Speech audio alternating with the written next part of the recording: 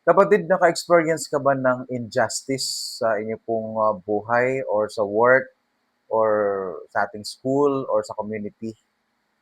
Parang siguro kung atin pong titingnan yung injustice ay parang lahat naman siguro tayo nakakaranas in some point of sa buhay natin. We are being treated unfairly, overlooked, or misunderstood or taken uh, advantage of, no? Siguro sa ating pong mga experience ay talagang lahat po tayo naka-experience ng injustice. But let's try to explore what does it mean and what the scripture says about it and paano tayo makakuha ng strength mula po sa salita ng Panginoon ngayon pong umaga. Ito pong injustice, of course, injustice wounds deeply. Malaki po ang malalim po ang sugat pag tayo po ay naka-experience po ng injustice is because it violates what's right, kung ano po ang tama. You may think, I did my best. Why did this happen? Mayroon mga ganun parang ginawa mo na lahat, pero parang um, mayroon pa ring masabi ang iba. And bakit yung iba ay napaparangalan, pero ikaw ay na-overlook, hindi napansin.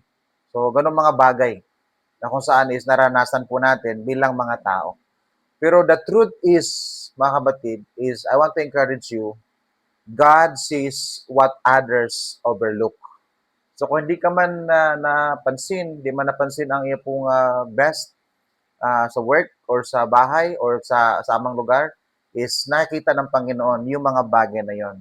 He sees your effort, He sees your honesty, your integrity, He sees your pain. Every time maka-experience tayo ng injustice, nakikita ng Panginoon yan. And He promised to bring justice in His time and in His way. Hindi po sa ating pong kaparaanan. Sabi po sa Psalms 103 verse 6, the Lord works righteousness and justice for all who are oppressed. So yun po ang sinasabi ng Panginoon. God is not indifferent to injustice. He works to set things right. Even when the world's system fail, His justice never does. So yan po ang promise ng Panginoon sa atin. And another comforting verse, mga kapatid, mula sa Bible, Romans chapter 12, verse 19. At sabi niya, do not take revenge, my dear friends, but leave room for God's wrath. For it is written, it is mine to avenge, I will repay, says the Lord. So yan po yung promise ng Panginoon sa atin. Itong verse na ito, hindi po sabihin na ini-ignore natin yung mali, but it reminds us that we can let go of bitterness and trust that God will handle what we cannot. So meron talaga mga bagay na hindi po natin ma-handle. Pero ang encouragement sa atin sa Panginoon, let go of those things. Let go of bitterness, wag kang magalit, wag kang magtampo dahil sa the Lord sees your effort, yung effort natin. So, kung tayo po ay naka-experience ng unfair treatment sa work natin, baka sa relationship natin, sa pamilya, sa buhay, remember natin to mga kapatid. Three things na gusto ng Panginoon na nais ating tandaan. Number one, your worth is not determined by how others treats you. Your worth is not determined by how others treat you. No, you are valued because you belong to God. And we are valued, we are loved by the Lord dahil tayo po ay created na ating pong Panginoon. Second, your response can be your testimony.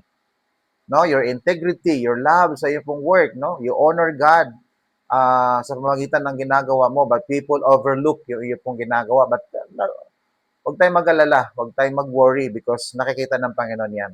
No? Your response can be your testimony. Third, God is working behind the scene.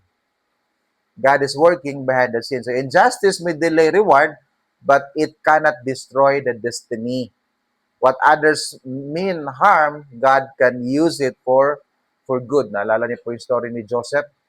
Ayan. So, yan po ang reminders ng Panginoon sa atin ngayon pong araw na ito. And itong sabi ng Panginoon, you don't have to fight every battle. You just have to stay faithful and let God defend your name. You are not forgotten by God.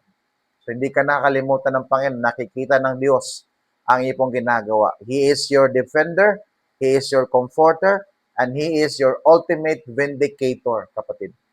So, if you experience injustice, let it go. Hayaan natin ang Panginoon ang kikilos at magre-reward po sa atin. God bless you.